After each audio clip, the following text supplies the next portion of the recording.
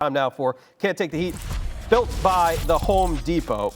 Look, it was a successful campaign, I think, for Texas, their first year in the SEC. Huge win over Texas A&M, a blowout in the Red River rivalry, but they did lose to Georgia twice. So I'll come to you, Maddie, to start this conversation. Where does Texas now kind of rank in the hierarchy of the SEC? Because when you think about it, this has been Georgia and Alabama for a long time, and Texas now just joining. So I still believe that Texas is capable of winning a national championship. I just have too much evidence throughout the year to not believe in that. Now, unfortunately for them, they have run into the other team that I also believe can win the national championship. Why do I like them so much? I think Steve Sarkisian, offensively, other than Kirby Smart, is going to out-scheme every other defensive coordinator that's available right now in the college football playoff. Maybe other than Oregon would be, I think, the biggest headache for him with their skill set and what they do defensively. He gets people open consistently. They're balanced. Now, hey, Georgia took away the run game today, but you saw the multiple play action passes and schemes that he got open in second level, explosive plays consistently against this secondary. So that is a key for me as well. My one hang-up, though, is Quinn does seem to make the one or two plays, I feel like each and every game where it's like, why are you forcing the issue, right? And your offensive coordinator and head coach, he's going to take care of you. He's going to give you those opportunities. You don't need to force the issue with the skill set that they have and the way they design the offense. But I do feel like every now and then Quinn just presses just a little bit, and that ultimately I think was the difference in the game today. You know, he had 2 interceptions, really should have had 3. Harris dropped the one in the low red zone earlier in the game. Yeah, overall, though, Quinn played probably one of the better games I've seen him play outside of that Michigan game, where, I mean, he was pushing the ball down the field. We've looked at it and talked about it multiple times on this show.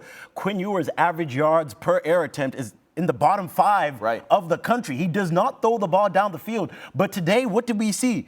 They were throwing that thing on that field, man. That pigskin was going deep. We're talking 10 explosive pass plays within the game for Texas here. 27 for 46, 358 yards, 122.5 QB rating. But where the problem was now is that pass rush.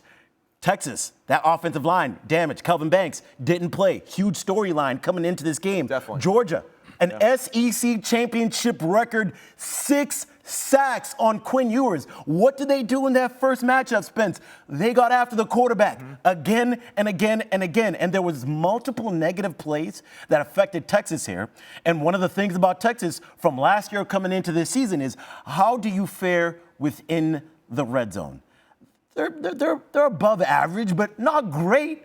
And in this game, it cost them 6 points because you had 2 missed field goals within the red zone. And ultimately, that's where I saw the mistakes. How do you view Texas's first year in the SEC? Because there were obviously high expectations coming off the conference championship last year and the college football playoff appearance last year. Coming into the SEC, they did their job against a quote-unquote maybe a lesser schedule. But how do you view Texas's season this year? A raving success. That's not what any old SEC head wants to hear. But a raving success. They were fine. And if you don't believe they were fine, again, my Venmo, I'll put it up because Texas fans appreciate this. I'm going to say bad things about Oklahoma. How did you do, Oklahoma? How was your first year? Come on in, sit down. We'd love to discuss it with you because it didn't go as well as Texas's did. Texas obviously has the talent. The only difference I can see in this game is that they weren't able to run the ball. So Texas still has some work. I know there were injuries. I know that probably affected what they were able to do up front.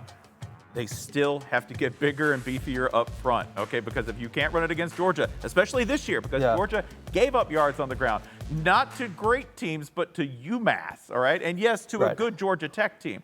But if you couldn't do that up front and running the ball fixes everything, this game would have had a very different outcome. And to your point, the first time that they met up, how was Texas's run game? 27 rushes for 29 yards in their first meeting. And then as we went into overtime, what did Texas have? 27 rushes for 26 yards. So they were even worse. They weren't even running the ball as well. That is a huge concern. And then here's another thing that y'all need to think about. Now that Texas lost this game, who have they beat?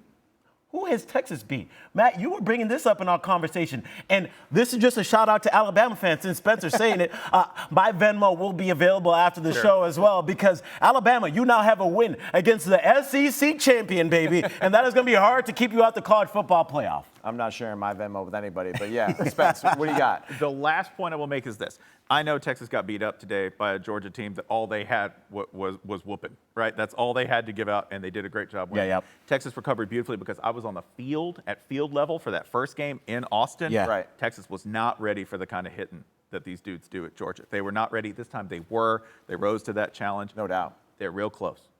Real close. But at the end of the day, it is Georgia coming away with the SEC championship here in 2024. Both of these teams are going to have more football to be played as well. And you can hear Spencer, by the way, he's going to be on the College Football Playoff show tomorrow on Sunday. So, Spencer, thank you so much for joining us. We appreciate it.